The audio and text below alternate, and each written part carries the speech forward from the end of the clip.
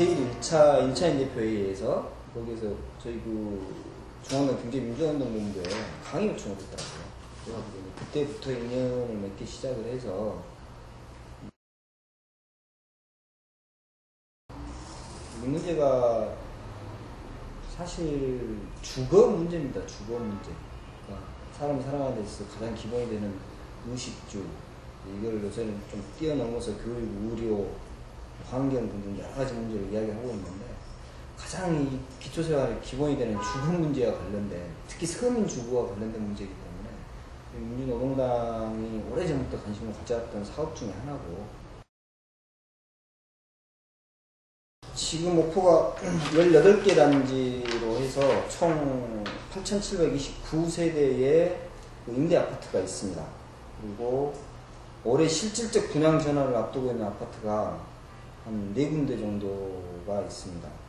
제1차 아파트가 실은 분양 전환이 완료됐어야 되는데 지금 분쟁에 의해서 분쟁 조정 과정을 거치고 있고, 호반 리젠시들이 올 8월 달에 분양 전환을 앞두고 있습니다. 분양 내부도 1차 아파트가 11월 말, 광명 1차 아파트가 12월 초 분양 전환을 앞두고 있는 상황이고, 지금 제1차 아파트 분쟁 조정 이 과정이 어떻게 보면은 큰 선례를 남기는 상황인 것 같습니다.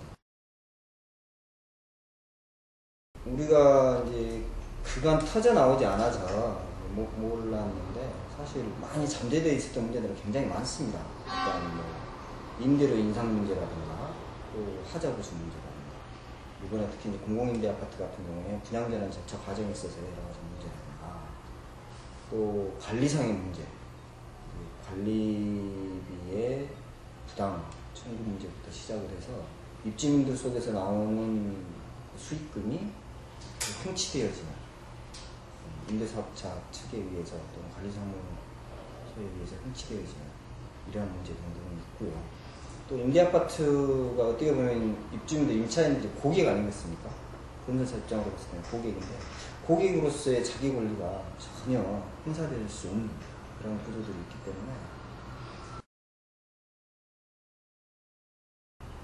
이게 이제 올해 특히 문제가 되는 아파트가 공공임대 아파트입니다. 지금 현재 이미 제1차 아파트에서 분쟁 조정을 하고 있는 것은 공정한 분양 전환 가격 문제입니다. 본질은. 근데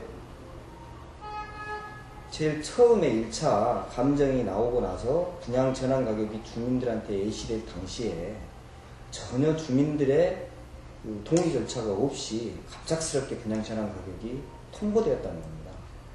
또 그 분양 전환 가격이 입주민들이 생각하는 것보다는 터무니없이 높은 가격이다 보니까 이제 집단 쪽으로 반발하게 되면서부터 분쟁이 시작된 것입니다. 실은. 근데 구조적으로 이 분양 전환, 공공임대 아파트인 경우에 분양 전환 과정에서 분쟁이 발생될 수밖에 없는 구조적인 조건을 갖고 있습니다. 일단 분양 전환 가격은 간단하게 말씀드리면 건설원가 플러스 감정가 나누기 2를 하게 됩니다. 물론 그 감정가는 임차인 측에서 1인, 임대사업자가 1인 이렇게 감정기간을 추천을 하게 되고, 그 산술 평균한 금액에 건설원가를 더해서 나누기 2를 하는 건데, 문제는 5년 전에 그 입주민들은 들어갔고, 그때 당시에는 사실 도시가 그만큼 발전되지 않았기 때문에 시세가 그렇게 높지 않았습니다. 하지만 5년 뒤에는 도시가 그만큼 발전했고 부동산 가격이 상승하고, 이에 따라서 감정 가격이 높을 수밖에 없는 구조가 첫 번째 있는 거고요. 두 번째는 건설 원가 문제에 있어서도 건설 사업자가 일방적으로 제시하는 가격을 그대로 받아들일 수밖에 없는 구조입니다. 이 건설 원가에 대해서 검증을 하거나 이룰 수 있는 법적 제도 장치가 현재는 없습니다. 이런 문제점 때문에 결국은 현 시세와는 맞지 않은, 또 5년 전에 입주민들이 들어갔을 때 생각했던 것보다는 터무니없는 분양 전환 가격이 예시되다 보니까 분쟁이 발생될 수밖에 없는 이런 구조가 있는 겁니다. 그 다음에 이제 또 하나는 관리상의 문제인 건데요. 크게는 하자구수 문제입니다. 공공임대 아파트인 경우에 일반 분양 아파트하고는 사실 그 건축 자재에서부터 용재라고 하는데요. 용재에서부터 큰 차이를 보입니다. 그리고 내부 인테리어라든가 주변 환경이라든가 이런 것들을 따져보았을 때 큰 차이가 첫 번째는 있고요. 또 관리 상태가 그렇게 썩 좋은 것만은 아닙니다. 그래서 많은 하자보수 문제를 안고 있는 게 사실입니다. 그래서 이러한 재반 주변 환경 문제가 충분히 감안된 감정평가와 아울러서 이 하자보수 문제에 대해서 충분히 협의 절차를 거쳐서 분양 전환 시에 반영된 가격이 산출되어져야 되는데 사실 그러지 못하다 보니까 제1차 아파트인 경우에도 이런 분쟁이 현재 좀 계속 발생되고 있는 거다. 그래서 분양 전환 아파트인 경우에는 건설원가 문제, 그리고 감정평가에 대한 문제, 그리고 하자보수 협의 문제가 큰 세 가지 쟁점 사항이 되고, 이 문제가 계속적으로 분쟁이 야기되고 있는 것이 전국적인 사례입니다. 근한 에어빌은 임대료 문제입니다. 지금 이 임대료가 근하 같은 경우가 2003년, 2004년 이렇게 계속적으로 한 5% 법에서 정해진 5%의 인상률을 계속 보여왔었는데요. 그 임대주택법에 보면 무조건 그 5%가 아닙니다. 실은 그 주거비 물가지수라든가 그다음에 인근지역 전세가 변동률을 감안하게 되어 있고, 주택임대차보호법에도 조세나 분과금 등 경제사정의 증감, 사정을 반영하게 되어 있습니다. 저희들이 가지고 있는 자료에 의하면 최근 한 6년여 동안에 목포지역의 전체 전세값이 한 6.8% 정도, 6.9% 정도가 인상이 됐습니다. 연평균 따지면 한 1.1% 정도 내외, 1.12% 정도 내외의 인상률에 불과하고, 2006년도 전세가 변동률을 보더라도 2.4% 정도의 인상률에 불과합니다. 그 전에는 뭐 마이너스가 되는 경우도 있었었고요. 이러한 건데, 사실 법에서 정해져 있는 5% 이내라는 이 법을 최대치를 적용을 해서 계속 5%씩 인상을 하는 것은 사실 부당한 겁니다. 이에 대한 반발이 근한 에어빌 아파트 주민들 속에서 나왔던 거고요. 또 하나는 근한 에어빌 같은 경우에 11월 말에 분양 전환을 앞두고 있습니다. 근데 이 분양 아파트가 이런 구조적 모순을 가지고 있습니다. 첫 번째는 그 국민주택기금을 보조를 받습니다. 그 다음에 두 번째는 임차인들로부터 임대보증금을 받습니다. 근데 공공건설 임대사업자들은 대부분이 전국적으로 봤을 때 굉장히 재정적 규모가 작고 건설 수주 실적이 하위 업체들이 많습니다. 이런 아파트가 공공임대 사업에 뛰어들다 보니까 실질적으로 자기 자본은 전혀 들이지 않은 상황 속에서 한편으로는 국민주택기금, 한편으로는 입주민들에게 받는 임대보증금을 가지고 건설에 임합니다. 근데 나중에 5년, 10년 뒤에 분양할 당시에 시세가 거기에 미치지 못했을 경우에는 국민주택기금을 오히려 반환해야 되는, 이윤 창출이 되지 않기 때문에 국민주택기금을 반환해야 되는 문제가 발생됩니다. 그러다 보니까 부도가 발생하는 거죠. 그리고 심지어는 고의적으로 부도를 내는 건설사업자도 비일비재합니다. 현재 최근 10년여 사이에 임대주택이 한 30만여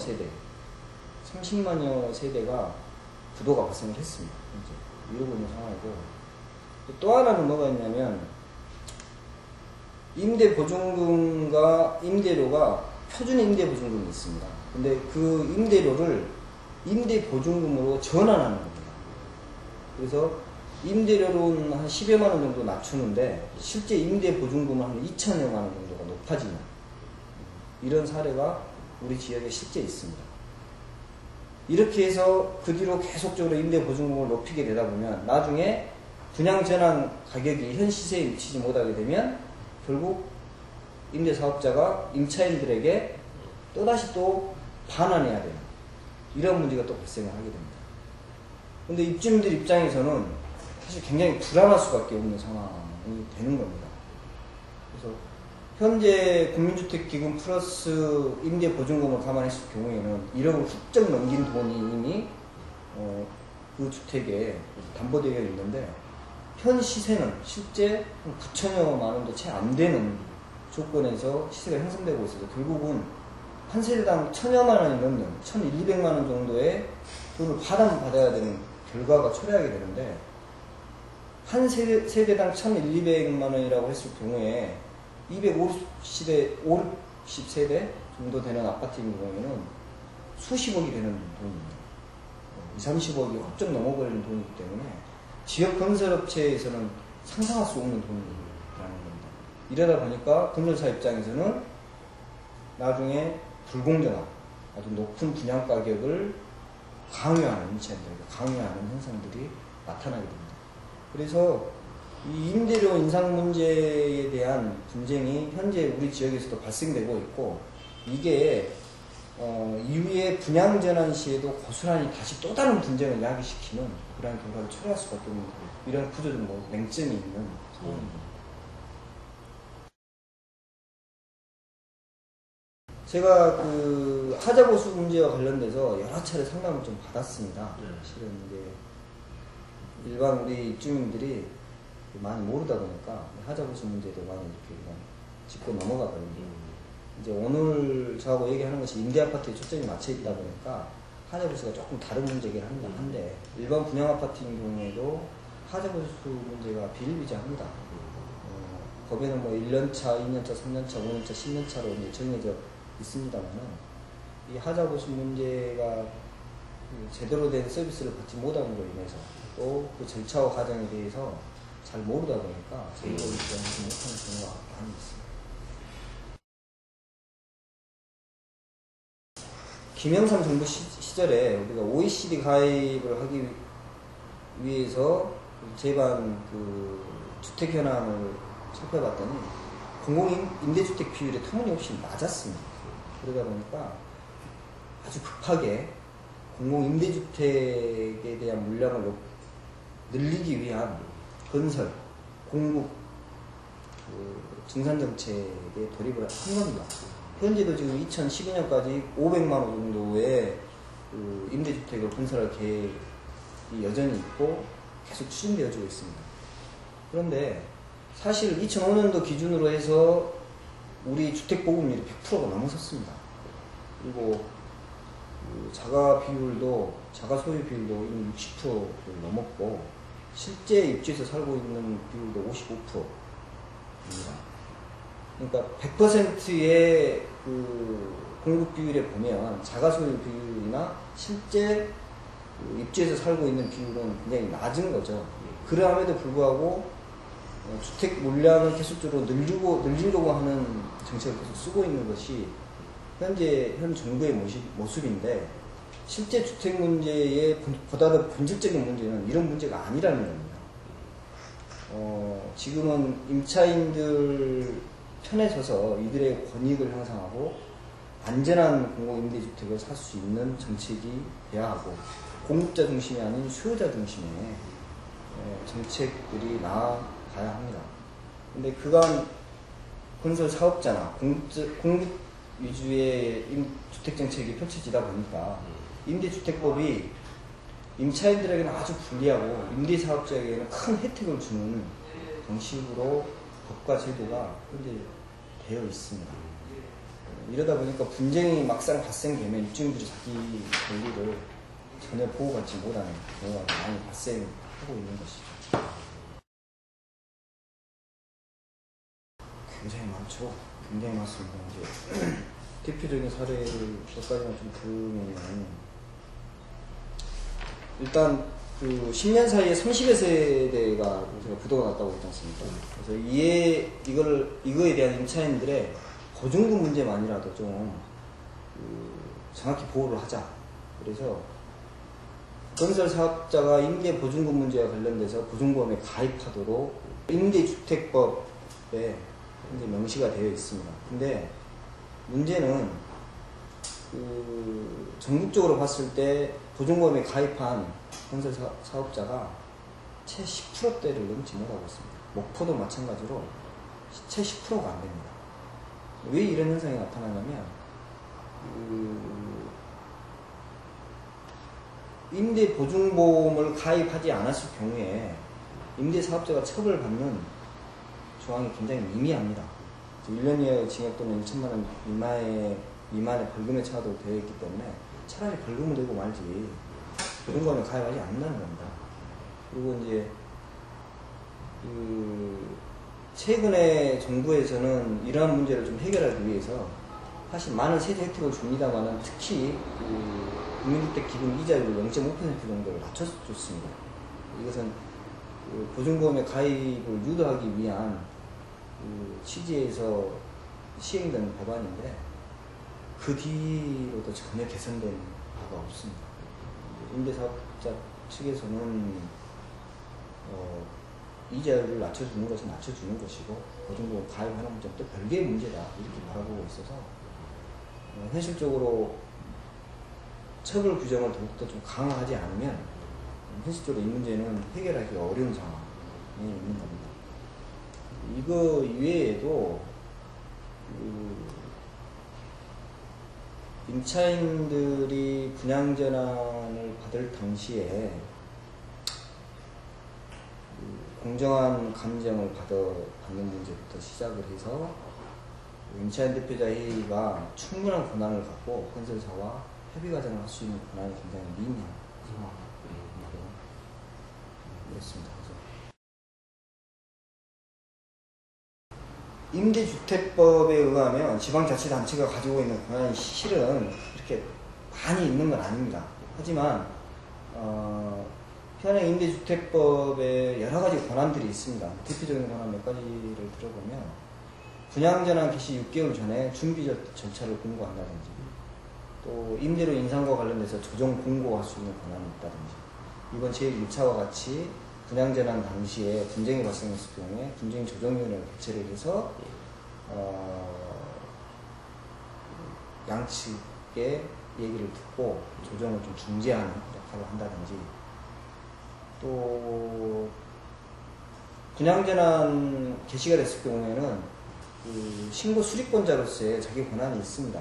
그래서 이제 모 지방자치단체와 같은 경우에는 하자구수 문제가 충분히 협의되지 않았다 그래서 그 신고 수리를 거부하는 이러한 자치단체도 있습니다.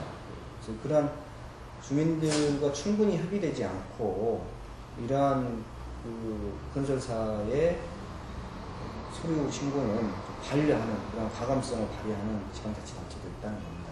그래서 현행 법에서 미비하지만 주어져 있는 권한을 충분히 활용을 한다면 보다도 입주민들과 임차인들을 위해서 보다도 공정한 분양전환 내지는 상대적으로 법에서 불리한 위치에 있는 임차인들의 권리를 보호할 수 있는 그러한 것들은 많이 있다고 보여집니다.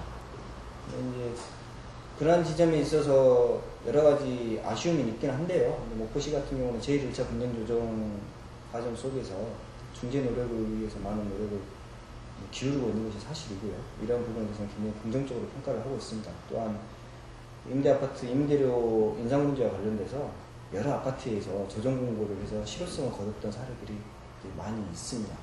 근데 여전히 이제 임차인들이나 입주민들 입장에서 봤을 때는 보다 더 주민들 편에서 그러한 지방자치단체가 가지고 있는 권한들을 보다 더 적극적으로 행사할 때에 대한 요구가 계속 높아지고 있는 것이 사실입니다. 일단 아까도 말씀드렸습니다만 임대사업자의 공급 위주의 정책에서 임차인의 권익을 보호하는 방향으로 전면 개정이 좀 돼야 됩니다. 그래서 임대차 기간에 대한 정확한 보장, 그리고 이제 공공임대아파트인 경우 분양 전환 시 임차인들의 권익이 최대한 보장되고 그들의 의견이 반영될 수 있는 그러한 제도. 그리고 이제 또 하나가 임대료 인상이 굉장히 무분별하게 되고 있습니다. 그래서 이거를 억제할 수 있는 실질적 제도 마련. 그리고 결국은 무주택 서민들이 실질적으로 공공임대아파트의 임차인으로서 자기 권리가 보호될 수 있는 이러한 법적 제도 정치가 좀 마련돼야 할 것 같고요. 이제 또 하나는 임대사업자가 해야 될 일, 특히 임차인 권익보호를 위해서 해야 될 일에 대해서 만약에 어겼을 경우에는 강력하게 처벌하는, 강력하게 규제하는 조항이 신설 내지는 기존에 있는 조항들을 더욱더 강화하는 이러한 것들이 필요하다 했어요.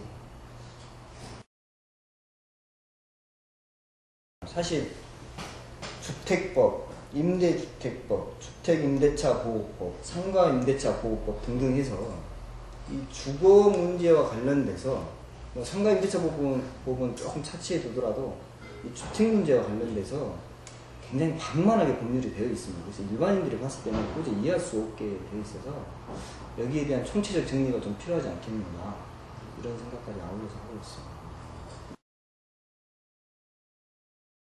마지막으로 그 목포 지역에서 현재 지금 제1, 1차 아파트와 근한 내역으로 1차 아파트가 이제 표면적으로 붉어져서 지금 분쟁이 발생되어지고 있습니다.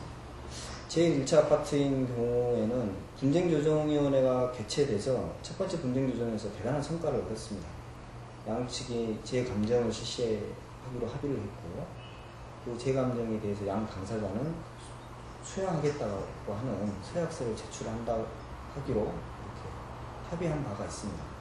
근데 2차 분쟁조정위원회 과정을 거치면서 임대사업자 측에서 재감정 결과를 거부를 했습니다.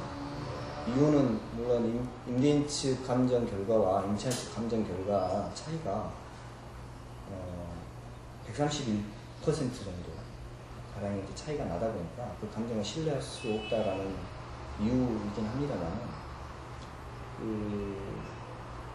제일 처음에 1차 분쟁조정위원회에서 협의했던 바와 같이 제 감정을 수용하는 것으로부터 출발을 해야지만이 이후에 그 하자고서 협의 문제라든가 건설원가 문제에서도 양측이 서로 한 번씩 양보하면서 좀 전향적인 합의가 도출되어질 수 있을 것인데, 2차 분쟁조정위원회에서 그걸 거부함으로써 상당히 좀 난항이 예상되고 있는 상황입니다. 물론 양 당사자가 5일 이내 참여하는 실무협의회를 구성해서 재반 현안 문제에 대해서 논의하기로 했습니다만은 양 당사자 간에 잘 협의가 되고 이게 또 분쟁조정위원회에서 잘 조정되어서 앞으로 있을 다른 분양자나 아파트에 좋은 선례와 모범이 좀 됐으면 하는 바람이 하나 있습니다.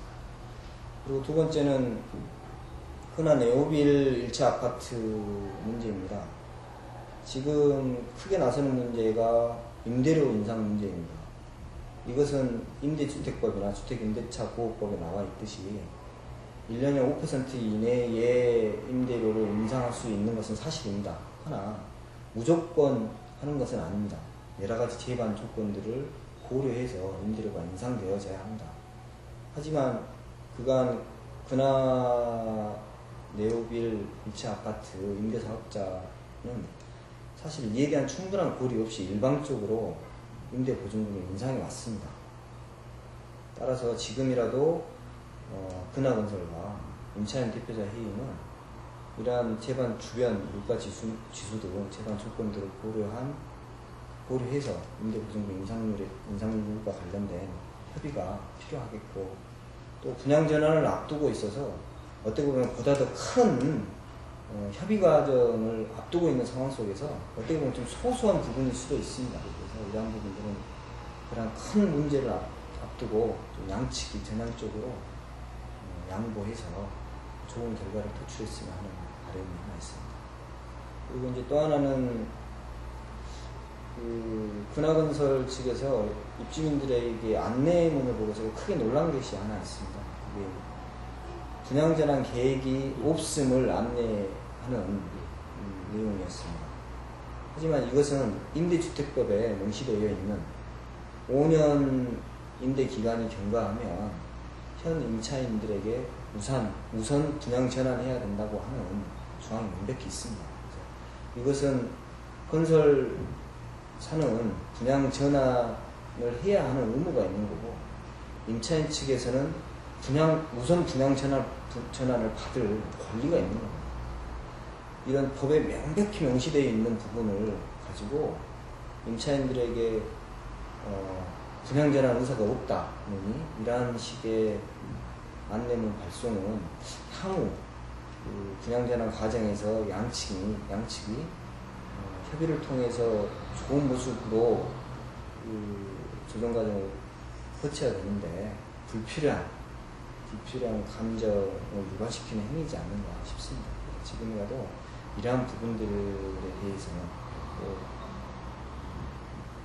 중지하고 정확한 법에 명시되어 있는 그러한 사항들에 대해서 이야기를 나누었으면 좋겠습니다.